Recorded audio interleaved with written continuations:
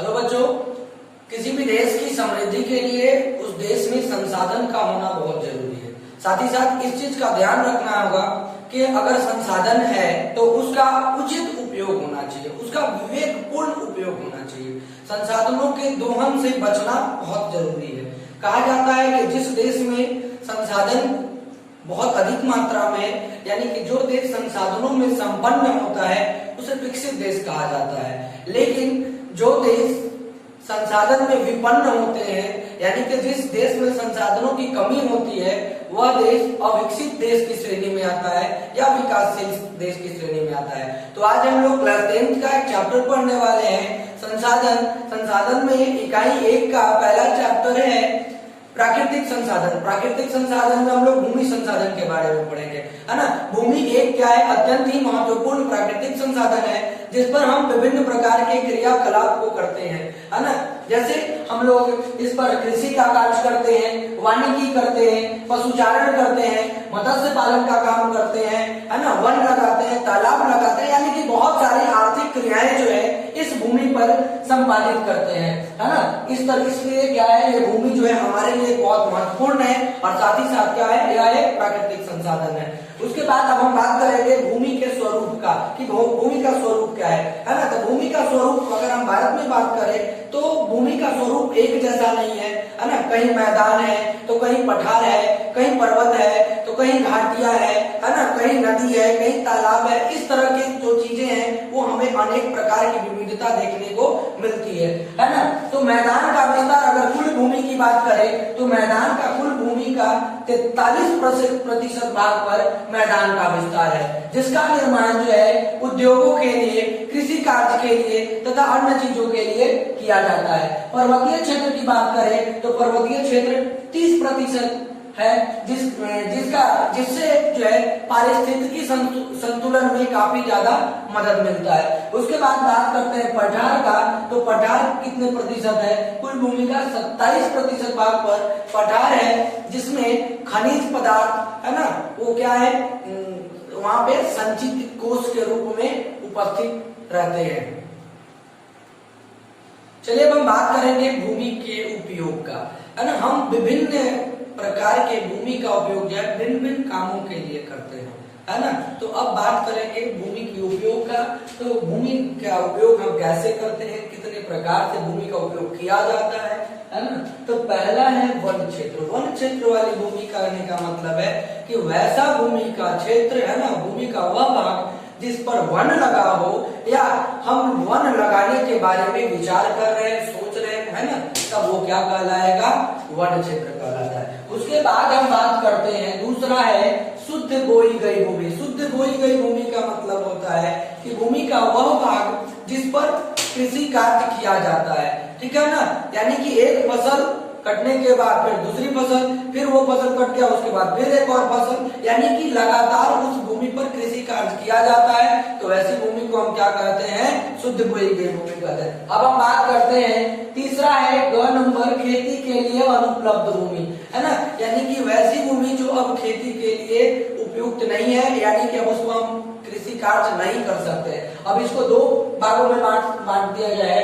पहला बंजर या व्यर्थ भूमि, यानी कि कोई भूमि बंजर हो गई है ना। मान लीजिए कि किसी भूमि पर रेत फैल गया या बहुत दिनों तक वो भूमि को छोड़ दी गई, जिसके कारण वो बंजर में बदल गया, है ना, तो उस पर हम क्या कृषि कार्य नहीं कर सकते। या व्यर्थ भूमि है ना, जो कि प्रति भूमि छोड़ दिया गया, कृषि कार्य नहीं किया जा रहा। दोनों एक ही चीज है, बंजर या व्यर्थ भूमि, जिसपे कृषि कार्य नहीं किया जा रहा है। दूसरा इसमें आता है गैर कृषि कार्यों में लगी भूमि, यानी कि भूमि का वह भाग जिस पर गैर कृषि कार्य किया जाता है। जैसे मान लीजिए कि मंदिर बना दिया गया है, सामुदायिक स्थान बना गया, पार्क बना दिया गया, तालाब बना दिया गया है, तो ऐसी भूमि को क्या कहते हैं? क्योंकि उसको आप कृषि कार्य नहीं कर सकते, तो गैर कृषि कार्यों में लगी भूमि।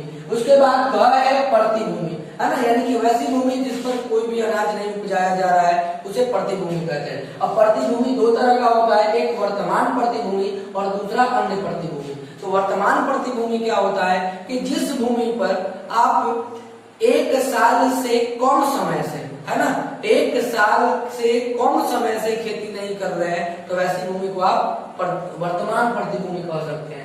और अन्य प्रति भूमि का मतलब होता है कि जिस भूमि पर 1 साल से लेकर 5 साल से तक अगर खेती नहीं की जाती है तो उसको अन्न प्रतिभूमि कहते हैं। ठीक है ना, अगर हम 5 साल तक 1 साल से लेकर 5 साल तक खेती नहीं करते हैं जिस भूमि पर, उसको अन्न प्रतिभूमि में रखा जाता है। उसके बाद अन्य कृषि अयोग्य भूमि, यानी कि वैसे कृषि कार्य नहीं करते हैं जिस भूमि पर, उसको भी 3 भागों में बांटा गया है। जैसे बाग बगीचों को, जिस भूमि पर बाग बगीचे लगा दिए गए हैं अब उस भूमि पर हम किसी कार्य नहीं कर सकते हैं। दूसरा, अस्थायी चारागाह की भूमि, है ना, वैसी भूमि जिस पर जानवरों को चरने के लिए, मवेशियों को चरने के लिए, है ना, चारागाह बना दिया गया है, तो वैसी भूमि पर हम कृषि कार्य नहीं कर सकते हैं। और तीसरा, कृषि योग्य बंजर भूमि, वो भूमि तो थी कृषि योग्य, लेकिन मान लीजिए कोई व्यक्ति जो है 10 साल 20 साल के लिए अपने गांव को छोड़कर शहर में बस जाता है ना, नौकरी करने लगता है और उस भूमि पर खेती नहीं की जाती है, तो भूमि तो थी कृषि योग्य लेकिन बदल गई किसमें, फसल न उत्पादन के कारण उसकी जो गुणवत्ता थी वो क्या हो गई, कमी आ गई, तो वैसी भूमि को हम कृषि योग्य बंजर भूमि कहते हैं। चलिए अब हम बात करेंगे भूमि निम्नीकरण। भूमि निम्नीकरण का मतलब होता है कि जो भूमि का स्वाभाविक गुण है, उसके मौलिक गुण है, जब उस मौलिक गुण में, उस स्वाभाविक गुण में कमी आ जाता है, ह्रास आ जाता है, तब वह क्या कहलाता है, भूमि निम्नीकरण कहलाता है। अब भूमि निम्नीकरण के बहुत सारे कारण हैं। चलिए तो बहुत सारे कारणों में हम देखते हैं क्या क्या कारण है। तो पहला कारण है अति पशुचारण, है ना, यानी कि अगर हम कृषि वाले भूमि पर, कृषि क्षेत्र वाले भूमि पर अगर हम जानवरों को चराते हैं तो उससे क्या होता है, अति पशुचारण के कारण जो है ना, मिट्टी की जो ऊपरी परत है वो जानवरों के पैर के जो खूर होता है उससे क्या कबड़ेगा और हवा के साथ वो मिट्टी जो है एक स्थान से दूसरे स्थान तक चले जाएगी, है ना, तो अति पशुचारण। उसके बाद भूकंप हो गया या भूस्खलन। भूस्खलन का मतलब होता है कि किसी स्थान की मिट्टी जो है नीचे की ओर धंस जाना, वो भूस्खलन। तो ये कारण है जिसकी वजह से भूमि निम्नीकरण होती है। दूसरा कारण है रासायनिक उर्वरकों का अधिक उपयोग। हम आज के समय में क्या हो गया है कि किसी भी अधिक फसल के उपजाने के लिए, है ना, उपज के लिए हम ज्यादा से ज्यादा, अधिक से अधिक मात्रा में रासायनिक उर्वरक का प्रयोग करते हैं, जिसके कारण जो है मिट्टी की जो गुणवत्ता है, उसकी प्राकृतिक गुण है, उसमें क्या हो रही है, कमी आ रही है ना।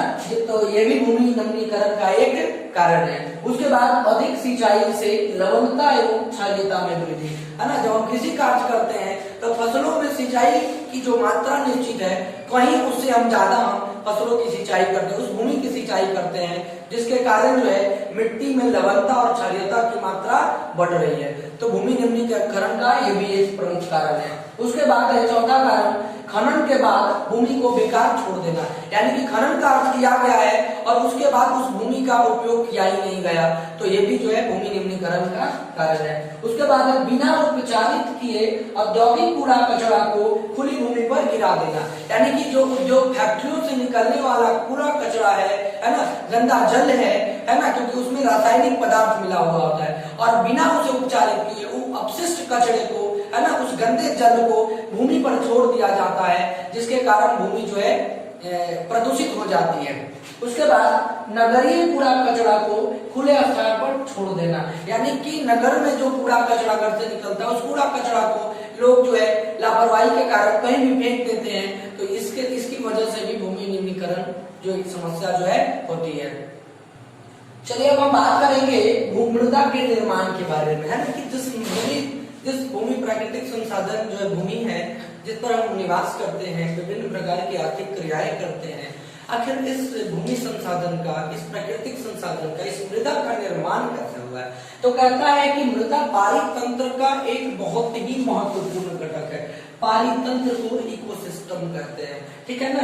इस पारितंत्र का बहुत ही महत्वपूर्ण घटक है, यानी जितने भी जीव है ना, चाहे वो सजीव हो निर्जीव हो, इसी मृदा पर पाए जाते, इसी मृदा में पाए जाते हैं। अब कहता है कि पृथ्वी की जो सबसे ऊपरी पतली परत है उसे हम मृदा के नाम से, जिस पर हम रहते हैं, जिस पर हम कोई काम करते हैं ना, विभिन्न प्रकार की क्रियाओं का संचालन करते हैं, वह क्या कहलाती है, मृदा कहलाती है ना। मृदा निर्माण एक लंबी अवधि में पूर्ण होने वाली प्रक्रिया है, ठीक है ना, यानी कि मृदा का निर्माण 1-2 साल या 10 साल या 20 साल में पूरा नहीं होगा।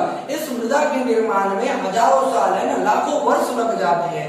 मृदा का निर्माण जो है एक जटिल प्रक्रिया द्वारा होता है। कहता है कि चट्टान जब टूटते हैं, चट्टानों के टूटने फूटने तथा भौतिक, रासायनिक और जैविक क्रियाओं द्वारा इस मृदा का निर्माण होता है। पहले ये चट्टानें टूटती है, टूटने के बाद जो है ये भौतिक क्रिया द्वारा, रासायनिक क्रिया द्वारा और जैविक क्रियाओं द्वारा जो है धीरे धीरे ये जो है कई वर्षों में, हजारों वर्ष लग जाते हैं इस मृदा के निर्माण में। पता है, कुछ सेंटीमीटर मृदा निर्माण में हजारों वर्ष लग जाते हैं, है ना। यानी कि मिट्टी का निर्माण जो है बहुत आसानी से नहीं होता है। पहले चट्टान टूटते, चट्टान जो है पहले उनको मुलायम बनाया जाता है ना, वो जलवायु पर डिपेंड करता है। जलवायु जो है जिस स्थान पे मृदा का निर्माण, वहां की जलवायु उस चट्टान को सबसे पहले मुलायम बनाती है। उसके बाद वो चट्टान जो है टूटते हैं, टूटने के बाद धीरे धीरे लाखों वर्ष, हजारों वर्ष लग जाते हैं इस 1 सेंटीमीटर मृदा के निर्माण में।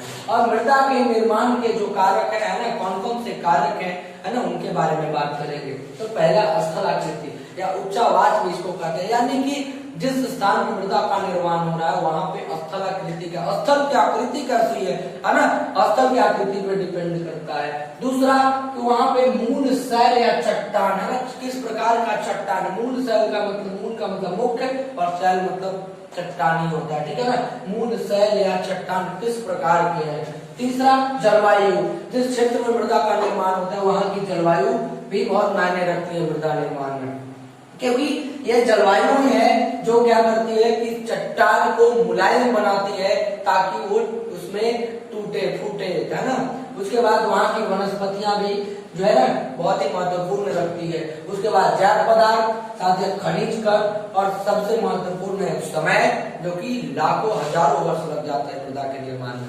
तो चलिए आज के वीडियो में इतना ही, फिर अगले वीडियो में इसके अगले पार्ट को देखेंगे, मिट्टी के प्रकार को देखेंगे, है ना, या भूमि, साथ ही साथ भूमि के हादसे के क्या कारण है, भूमि का संरक्षण हम कैसे करेंगे, इन सारी चीजों को हम अगले पार्ट में देखेंगे। तब तक के लिए जय हिंद।